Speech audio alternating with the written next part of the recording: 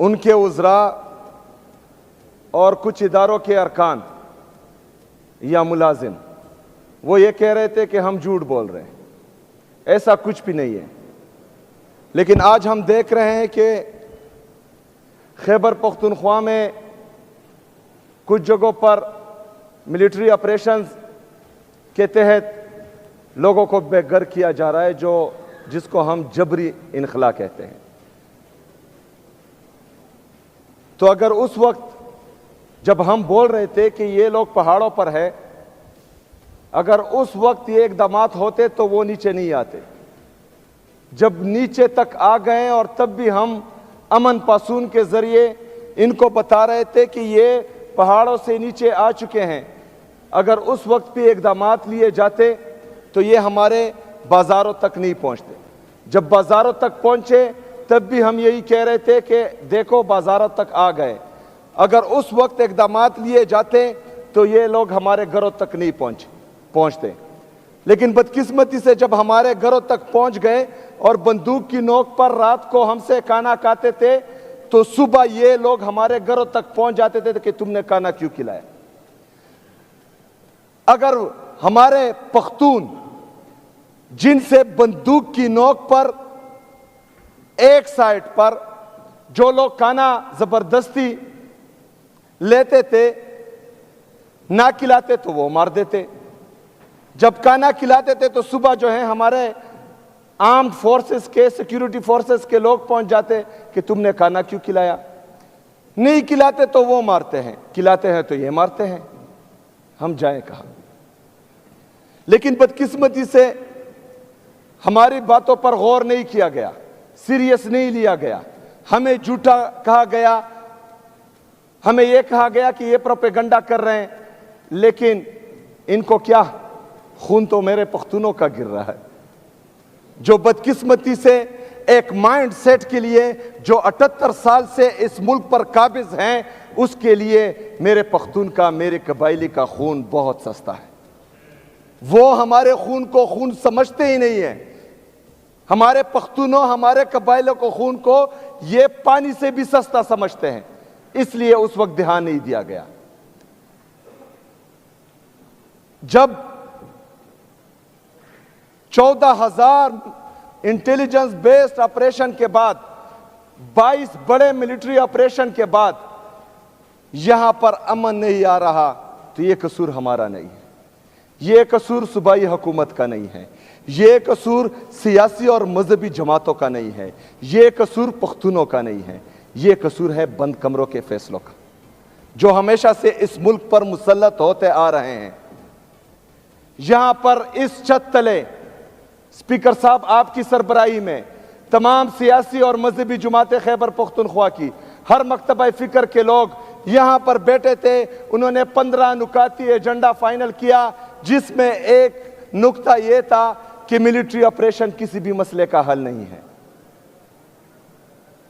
उस पर तमाम सियासी और मजहबी जमातों, तमाम हर मकतबा फिक्र के लोगों के साइन मौजूद हैं। उन्होंने कहा कि मिलिट्री ऑपरेशंस किसी मसले का हल नहीं है। इन्होंने जबरी जो है मेरे तिरा, मेरे आबाई गांव से लोगों का इनखला, जबरी इनखला किया। मतलब हम एक तरफ तमाम सूबे की अवाम कह रहे हैं कि मिलिट्री ऑपरेशन किसी मसले का हल नहीं है, दूसरी तरफ ये जो है लोगों को जबरी इनखला करने पर मजबूर करते हैं। अच्छा, उस वक्त मजबूर करते हैं जब बर्फबारी हो रही है। इस बर्फबारी में मैं चीखता रहा, मैं चिल्लाता रहा कि इस वक्त जहां पर आप मिलिट्री ऑपरेशन करने जा रहे हैं, वहां पर जानवर भी नहीं रह सकते। आपका इरादा दहशतगर्दी या दहशतगर्दों का खात्मा नहीं है। आपका इरादा है सूबाई हुकूमत को या मुझे नीचा दिखाने के लिए। लेकिन एक प्लान ये बनाते हैं और एक प्लान मेरे रब का है, और बेहतरीन प्लान जो है वो मेरे रब का होता है। जनाब स्पीकर, इन्होंने पहले इल्जाम लगाया कि स्मगलर हैं, फिर इल्जाम लगाया कि दहशतगर्द हैं।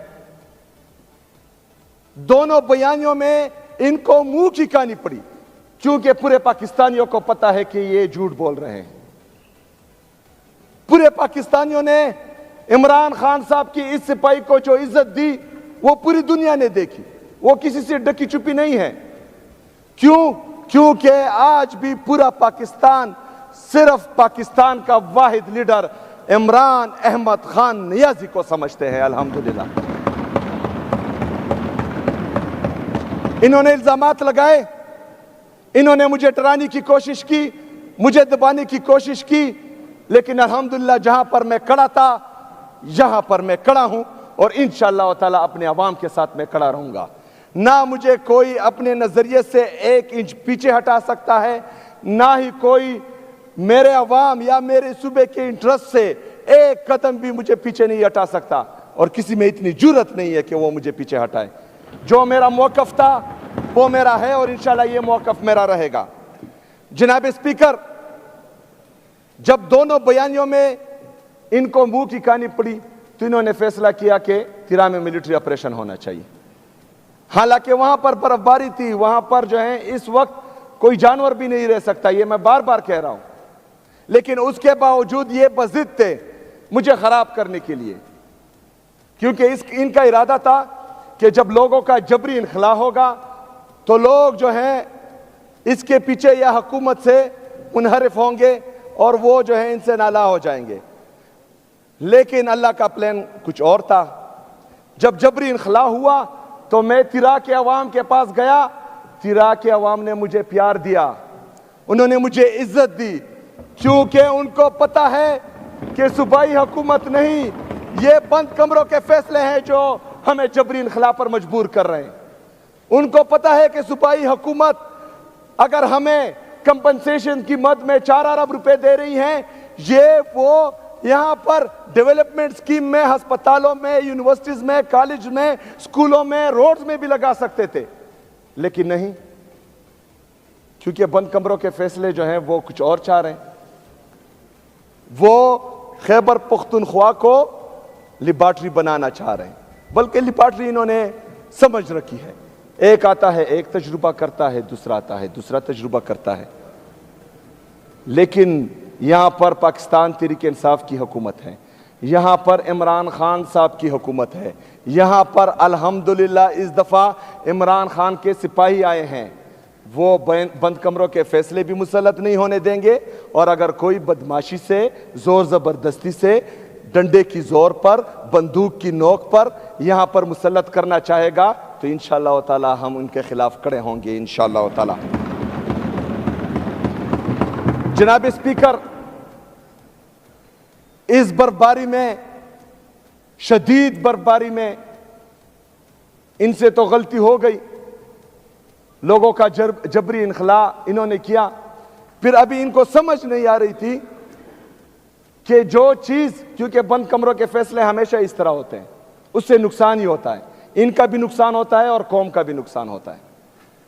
जब इनको मालूम पड़ा कि इन्होंने जो बंद कमरों में मंसूबा साजी की थी वो इनके गले पड़ रही है, इन्होंने कल एक प्रेस रिलीज जारी की जनाब स्पीकर, और ये प्रेस रिलीज आज मैं फिर फ्लोर ऑफ द हाउस कह रहा हूं कि ये सूबाई हुकूमत और इदारों, सूबाई हुकूमत और वफाकी हुकूमत के दरमियान तसादुम का परवाना है। जनाब स्पीकर, ये परवाना सिर्फ हमारे खिलाफ जारी नहीं हुआ, जो 24 रुकनी कमेटी इन्होंने बनाई थी ये उनका भी डेथ वारंट है, क्योंकि उसमें इनका जिक्र है। लोग अब उन 24 रुकनी कमेटी को अपना दुश्मन समझेंगे, एक तरफ लोग समझेंगे, दूसरी तरफ कुछ और लोग जो लाए गए हैं वो भी समझेंगे। अच्छा, एक तरफ तो ये 24 रुकनी कमेटी के साथ, हालांकि उनको डराया गया, धमकाया गया, दबाया गया और उसके बावजूद उनसे साइंस लिए गए। अभी जो हैं कुछ दिनों में उनके वीडियोस भी आएंगे, क्योंकि उनको डराया और धमकाया जा रहा है कि सूबाई हुकूमत के खिलाफ आप बयानात दें, लेकिन हम उनको कुली छूट देते हैं, क्योंकि ये जालिम है, कर सकते हैं जुल्म। अगर वो फर्ज करें हमारे खिलाफ बयान देते हैं और इससे इनकी जान छूटती है तो बेशक दे दे, क्योंकि उनको मुसलसल डराया और धमकाया जा रहा है। जनाब स्पीकर, एक तरफ तो उनको मसलों में घेर दिया, उनके डेथ वारंट तकरीबन इन्होंने इशू कर दिए, दूसरी तरफ इनके जो नुमाइंदा है कोर कमांडर पिशावर और आईजीएफसी, उन पर इन्होंने अदम एतमाद का इजहार किया है। जो थोड़ा बहुत लोगों का एतमाद बहाल हो रहा था, वो भी इन्होंने जायल कर दिया इस प्रेस रिलीज से, क्योंकि जितने भी जरगे हुए हैं, जितनी भी मीटिंग्स हुए हैं, इनमें बाकायदा कोर कमांडर और आईजीएफसी उनका हिस्सा थे। तो एक तरफ 24 रुकनी कमेटी जो इन्होंने बनाई थी, उनके खिलाफ इन्होंने प्रेस रिलीज के जरिए डेथ वारंट इशू किया, दूसरी तरफ जो है अपने आईजीएफसी और कोर कमांडर के खिलाफ इन्होंने अदम एतमाद का वारंट इशू कर दिया। जनाब स्पीकर, इससे होगा क्या? इससे कोर कमांडर का जो ओहदा है, आज का कोर कमांडर नहीं, और आईजीएफसी का जो ओहदा है, ये कल को किसी भी जरगे में नहीं बैठेंगे, क्योंकि ऑलरेडी मैं हिदायत जारी कर चुका हूं कल कि इसके बाद किसी भी इदारे से या वफाकी हुकूमत से सूबाई हुकूमत का जो भी कम्युनिकेशन होगा वो रिटर्न में होगा, वर्बल पर कोई एक्शन नहीं लिया जाएगा। तो इसमें नुकसान ये हुआ कि जो चीजें आवाम के सामने नहीं आ रही थी, इनके लिए नुकसान हुआ, हमारे लिए तो फायदा है, तो वो अभी जो है आवाम के सामने आएगी। जनाब स्पीकर, उस प्रेस रिलीज में 4 अरब रुपए का जिक्र किया गया है। जैसा कि मैं बार बार कह रहा हूं कि पाकिस्तान पर काबिज एक माइंडसेट, जो पख्तूनों को पाकिस्तान का हिस्सा ही नहीं समझते, जो पख्तूनों को पाकिस्तानी समझते ही नहीं है, यह उनके ज़हनियत की अक्कासी करता है। जनाब स्पीकर, इससे पहले जो मिलिट्री ऑपरेशन हुए थे, हमारे कबायली अजला, हमारे कबायलियों के साथ वादा किया गया था कि जिसका घर तबाह होगा उसको 4 लाख रुपए दिए जाएंगे। जनाब स्पीकर, मतलब जो सारी उम्र रुपए जमा कर करके अपने लिए एक घर बनाता है, तो एक ड्रोन आकर उसका घर तबाह करेगा, एक जेट आकर उसका घर तबाह करेगा, और वफाकी हुकूमत पाकिस्तान उसे 4 लाख रुपए देगी। शर्म आनी चाहिए इनको। दूसरी शर्मनाक बात यह है कि वो 4 लाख रुपए भी अभी तक नहीं मिले। 15 साल से वो 4 लाख रुपए भी नहीं मिले। तो एतमाद का लेवल तो ये है। दूसरी तरफ मेरे नॉर्थ वजीरिस्तान के लोग जो बकाखेल कैंप में होते हैं, उनसे वादा किया गया था कि मंथली उनको पैसे दिए जाएंगे। जनाब स्पीकर, उनको पैसे नहीं दिए जा रहे वफाकी हुकूमत की तरफ से, सूबाई हुकूमत दे रही है। 7 अरब रुपए हम दे चुके हैं। 46 अरब रुपए हमारा वो बकाया है वफाक, जो हमारे मुतासरीन को पैसे नहीं दे रहा था। 7 अरब रुपए जो है अभी हम दे चुके हैं। 52 अरब रुपए ये वफाक हमारा आईडीपीज में बकाया है। जनाब स्पीकर, ये 4 अरब रुपए ये इसलिए बार बार याद कर रहे हैं क्योंकि ये मेरे कबाइलियों को कीड़े मकोड़े समझते हैं, क्योंकि ये समझते हैं कि हम इनको मारेंगे, इनको दबाएंगे, इनको निकालेंगे, लेकिन इनके रिलीफ के लिए आपने कुछ नहीं करना। मैं करूंगा इंशाअल्लाह ताला, मैं करूंगा इंशाअल्लाह ताला, और डंके की चोट पे करूंगा। मैं अपने एमपीएस का, एमएनएस का, खैबर पख्तूनख्वा की अवाम का तहे दिल से शुक्रिया अदा करता हूं कि उन्होंने इन मुतासरीन के लिए ये 4 अरब रुपए सूबाई हुकूमत की तरफ से जो मुख्तस किए गए हैं, इन्होंने ये कुर्बानी दी है। मैं दिल से आपका शुक्रिया अदा करता हूं। लेकिन इसके बरक्स जो माइंडसेट है, जो ये नहीं चाहता कि एक कबायली नौजवान इस सूबे का वज़ीर-ए-आला बने, एक माइंडसेट जो ये नहीं चाहता कि कबायली नौजवान या कबायली लोग मेन स्ट्रीम में आए, जो ये नहीं चाहता कि मेरा कबायली नौजवान पढ़े लिखे वो कामयाब बने, उनके मुंह पर तमाचा है और ये तमाचा मैं इंशाल्लाह बार बार मारूंगा इंशाल्लाह। जनाब स्पीकर,